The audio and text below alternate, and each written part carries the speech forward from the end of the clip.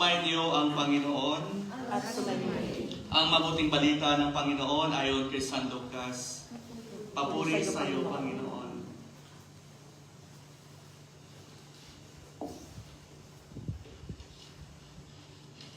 Noong panahong iyon, si Herodes ang hari ng Judea, may isang saserdote na ngalay Zacarias sa pangkat ni Abias at mula rin sa lipi ni Aaron, ang kanyang asawang si Elizabeth. Kapwa silang kalugod-lugod sa paningin ng Diyos, namumuhay ng ayon sa mga utos at tuntuning mula sa Panginoon. Wala silang anak sapagkat baog si Elizabeth at sila'y matanda na. Ang pangkat ni Zacarias ang nanunungkulan noon at siya ay naglilingkod sa harapan ng Diyos bilang saserdote. Nang sila'y magsapalaran, ayon sa kaugalian ng mga saserdote, siya ay nahirang na maghandog ng kamanyang. Kaya pumasok siya sa templo ng Panginoon sa oras ng pagsusunog ng kamanyang. Samantalang nagkakatipon sa labas ang mga tao at nanalangin, walang ano-ano'y napagkita sa kanya ang isang anghel ng Panginoon. Nakatayo sa gawing kanan ng damba ng sunugan ng kamanyang. Nagulat si Zacarias at sinidla ng matinding takot nang makita ang anghel. Ngunit sinabi nito sa kanya, "Huwag kang matakot, Zacarias. Dininig ng Diyos ang panalangin mo. Kayo ni Elizabeth ay magkakaanak ng isang lalaki at Juan ang ipapangangalan mo sa kanya. Ikaw ay matutuwa at magiging maligaya at marami ang magagalak sa kanyang pagsilang sapagkat siya ay magiging dakila sa paningin ng Panginoon. Hindi siya iinom ng alak o anumang inuming nakakalasing. Sa sinapupunan pa lamang ng kanyang ina, mapupuspos na siya ng Espiritu Santo. Marami pa sa mga anak ng Israel ang panunumbalikin niya sa kanilang Panginoong Hesus. Mauna siya sa Panginoon, taglay ang Espiritu at kapangyarihan ni Elias upang pagkasunduin ang mga ama at ang mga anak at panumbalikin sa daan ng matuwid ang mga suwael. Sa gayon, ipaghanda niya ang isang bayan, ang Panginoon. Sinabi ni Zacarias sa anghel, "Paano ko po matitiyak na mangyayari ito sapagkat ako'y napakatanda na at gayon din ang aking asawa?" Sumagot ang anghel, "Ako si Gabriel na naglingkod sa harapan ng Diyos. Sinugo ako upang ihatid sa iyo ang mabuting balita sinabi ko sa iyo. At ngayon, mabibingi ka't hindi makapagsalita hanggang sa araw na maganap ang mga bagay na ito, sapagkat hindi ka naniniwala sa mga sinabi ko na matutupad ang pagdating ng takdang panahon." Samantala, naghihintay naman kay Zacarias ang mga tao. Nagtaka sila kung bakit nagtagal siya ng ayon sa loob ng templo. Paglabas niya, hindi na siya makapagsalita. Mga sinyas na lamang ang ginagamit niya. Kaya natanto nila na nakakita siya ng pangitain at siya nanatiling pipi. Nang matapos ang panahong ng kanyang paglingkod ay umuwi na siya. Hindi nga nagtagal at naglihi si Elizabeth at hindi ito umalis sa bahay sa loob ng 5 buwan. Ngayon nilingap ako ng Panginoon, wika ni Elizabeth. Ginawa niya ito upang alisin ang aking kadustaan sa harapan ng mga tao. Mga kapatid, ang mabuting balita ng Panginoon. Pinupuri ka namin, Panginoong Jesucristo. Magsuko po lahat.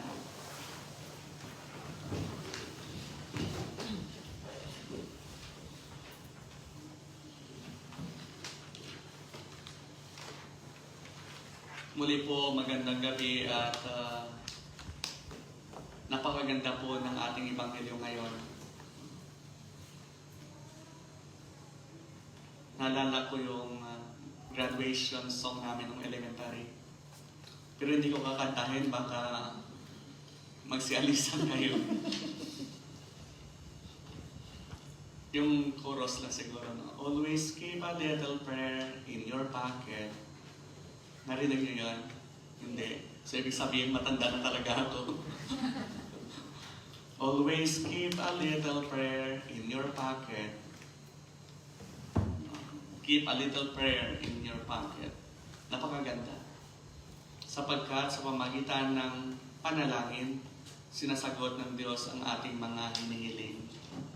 Ganun din po sa karanasan ng mga magulang ni San Juan. Si Zacarias bilang isang saserdote at si Elizabeth na kung saan sinusunod, naging marangal na tao sa paningin sa harapan ng ating Panginoong Diyos. For them, napaka-imposible na magkaroon ng isang anak or mabuntis dahil sila ay matanda na. Pero sa pamagitan ng kanilang pananampalataya, hindi sila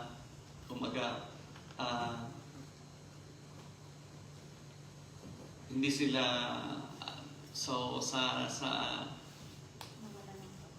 sila nawalan ng pag-asa. No? Tinupad pa rin ng Panginoon ang kanyang promise na sila ay magkaroon ng anak. Dahil sa kanilang pagtitiwala, pangalawa, dahil sa kanilang panalangin. Nanalangin ang mag-asawa na magkaroon sila ng anak. At ito tinupad ng Diyos at ibinalita ito ng anghel. Nandun pa rin yung pagdududa. Siguro nandun pa rin yung takot. Pero yung takot na iyon, it turns into faith. From fear to faith. Ganon din sa buhay natin. Minsan, mas nangingibabaw yung takot natin. Minsan, nangingibabaw yung pride natin. Minsan, nangingibabaw yung sarili natin. Kaya nakakalimutan natin magdasal. Napaka-importante po ang dasal sa ating buhay. Marami sa mga kapatid natin hindi nagiging successful dahil nakakalimutan nila magdasal. Mayroong estudyante doon sa Cavite, nung elementary siya, valedictorian. Nung high school, valedictorian. So pinabigay siya ng isang mensahe sa lahat, valedictorian message. Sabi niya, dahil sa aking lakas, dahil sa aking pagsisikap, ako ay nagiging first honor. At hindi man lang ako, at hindi ako humingi ng tulong sa Diyos. Sa sarili niyang kakayanan, sa sarili niyang pagsisikap, naging isang number 1 siya doon sa klase. Pero after college, hindi madrawing ang kanyang buhay.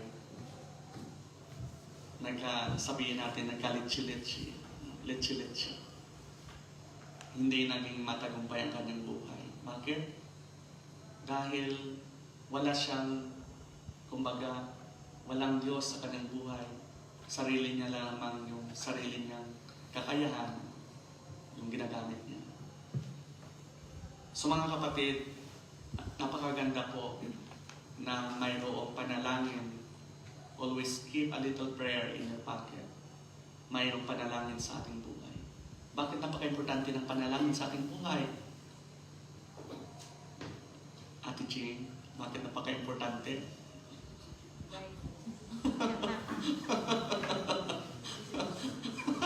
Kinabahan ka, no? Tutok na tutok eh, kasi yung gumagano sa Ate Jane, no? Bakit napaka-importante ng panalangin sa ating buhay? Dahil alam natin na Siya lang. Yes, God is the answer. Very good. Oo. Sino ka? Sa ating uli kaya? Si Paul. Prayers is our connection to God. Yes, connection. Very good. It's our perfume. Tinatawag na yung perfume natin sa Panginoon. Kasi naamoy, when we pray, naamoy ng Diyos eh. Mahalin mo yak. naging kaaya-aya sa kanyang paningin yung mga prayer natin. Alam niya, pag nagluto tayo ng adobo, alam natin na adobo yun. Kasi naamoy natin. Yun din ang Diyos. Connection. Ano pa? Sa Ate Olive? Si Giselle? It's a symbol of our faith. Yes, symbol of our faith. Ate Olive? Nagpapatunay lang po na talagang naniniwala may pinaniniwalaan. Yes, very good. Mayroon tayong pinaniniwalaan. Symbol of our faith. Mayroon tayong pinaniniwalaan ang Diyos. Sa tayo bilang Kristiyano, hindi talaga ang panalangin ay parte ng ating buhay. Ang panalangin ay hindi maiwalay ito sa ating puso. Hindi ito nahiwalay sa ating pagkatao. Kaya matatakot tayo kung mawawala ito ang sense of prayer sa ating buhay. When we lost this sense of prayer, we have this tendency also to lose everything. Pati yung ating buhay, pati yung mga natatanggap natin mula sa biyaya ng Diyos. When we pray also, alam natin na nandoon yung gumagalaw yung Espiritu Santo. So dalawa po ang epekto ng prayer sa ating buhay. Either gusto mong magbago ang isang tao kasi you pray for that person, or baguhin ka ng Diyos. Dalawang impact niya. You pray for that person na, Lord, sige, gabayan mo siya, sana magbago siya. Ikaw rin, mayroong impact din sa ating buhay, Dahil sa pamagitan ng ating prayer, binabago tayo ng Diyos. Yung pananaw natin sa Kanya. When we pray, hindi yung Diyos, ang Diyos mismo ang nagbabago, tayo. So napaka-importante po ng panalangin sa ating buhay. You know, my brothers and sisters, the shortest prayer in the world is help. 4 na letra lang. Help. Tabang. Bulig. Unsa pa. Taskete. Kahit ganun lang yun. Minsan, sinasabi ng mga kapatid natin, Father, hindi na ako nananalangin, parang galit na galit ako sa Diyos. Alam niyo ba, yung galit natin sa Diyos is an expression of our prayer, symbol of our prayer. Kasi, yun nga sabi kanina, connection to God.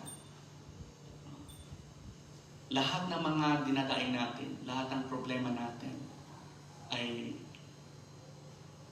iniaalay lahat sa Panginoon, sa ating Panginoong Diyos. So mayroon po tayong, kami rin bilang pare, mayroon kaming 5 na itinuturo or 6. For me, 6. 5 itinuturo ng simbahan sa atin na klase ng prayer. No? Yung tinatawag natin petition. You ask for God's help, petition. Humingi tayo ng tulong or gabay ng Diyos. Intercession, we ask somebody to pray for us. Ask God to help others. And thanksgiving, gratitude, yung pasasalamat natin. Kaya napupunta tayo dito sa simbahan dahil sa pasasalamat.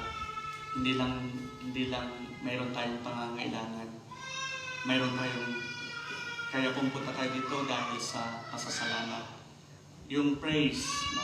Tinatawag yung praising. We praise God. No? Tapos, sa praising, no, we express God's goodness. Alam natin na God is good all the time. And all the time, God is good. We praise. And blessing, yun nga, pumunta yung 2 anak ni Giselle sa kanyang Jeffrey. Asking God's blessing, to invoke God's grace. Ito ay biyaya. Nagtataka yung mga Hapon bakit pumupunta yung mga Pilipino sa akin at yung muyo ko nag-aas ng blessing. Kasi hindi nila yung ginagawa dito. It's a sign of blessing. Yeah. Maraming mga tao, mga Pilipino, no, lalo na pag mahal na araw or Christmas, pila-pila yan sila. Asking for God's blessing. Mahawakan lang ng pari ang kamay or yung ano nila, yung ulo. It's God's blessing. Bakit nagmamana yung mga Pilipino? Dalawa. It's a sign of God's grace, blessing, and respect. Pero yun nga, marami sa mga tao, nakakaano rin kasi na-absorb ng mga tao, na-absorb ko yung mga energy ng mga tao. So one time, that was Christmas also, people, yun nga, mag-aas sila ng blessing. So ako naman, mayroon akong malaking pet bottle, mayroong holy water. Bagong pare pa lang ako noon, 2 days pa lang.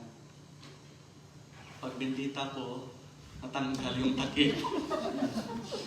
Rinig na rinig ko yung sa dibdib ng babae, bug!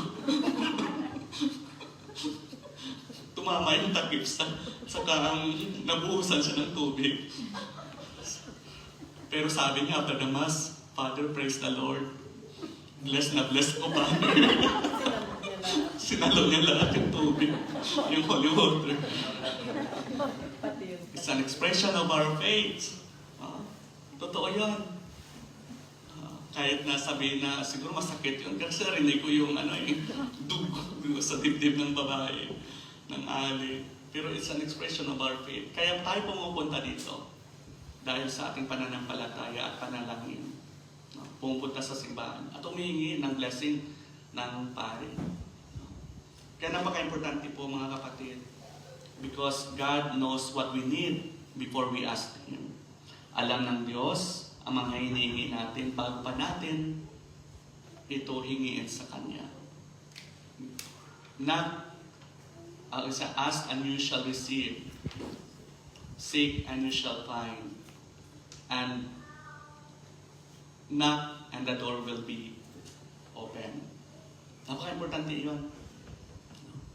Dahil hindi tayo pinapabayaan ng Diyos, narinig ng Diyos ang lahat ng mga hinihingi natin. Sometimes pag humingi tayo sa Diyos, minsan yes, minsan no, minsan maybe. Maybe. Dahil mayroon pang kulang. So I hope and I pray na ipagpatuloy natin yung pinagisnan natin at hindi ito mawawala sa ating buhay at palagi nakakonektado pa rin tayo sa ating Panginoong Jesucristo. Yun nga, I hope and I pray, no? Sa kabila ng ating mga kakulangan, hindi tayo ini-Indian ng Diyos. Ini-Indian, no? Kumbaga, nakakalimutan. Tayo ang nakakalimot sa Diyos. I hope and I pray na ipagpatuloy na rin natin ito, no? Yung mga yung mga nasimulan na natin, ang mga kinagista natin, no? Kung paano tayo pinalaki ng ating mga magulang. A prayerful child, a prayerful daughter, a prayerful father, man, or a woman. So napaka-importante ito. Dahil alam ng Diyos ang mga hinihingi natin. Kung ano man yun ang mga hinihingi natin. At huwag tayong mawala ng pag-asa. At kailangan natin maghintay kung kailan. Dahil alam natin, of course, maraming mga tao tinatanong nila yung kapasidad ng Diyos, ang kanyang kapangyarihan. No? Bakit? Napakabait ko naman, bakit hindi mo binibigay? No? Napakabuti kong tao, bakit hindi mo ibinibigay yung mga hinihiling ko? And only God knows kung kailan niya ito ibibigay. There is what we call perfect timing, perfect place, and perfect occasion siguro na kung saan ibibigay niya yung mga hinihiling natin. You pray for that grace, no? Grace of patience na mapaghintay, and bilang isang tao na marunong kumilala, mayroong pananampalataya at mayroong pag-ibig sa Diyos. Amen. Amen.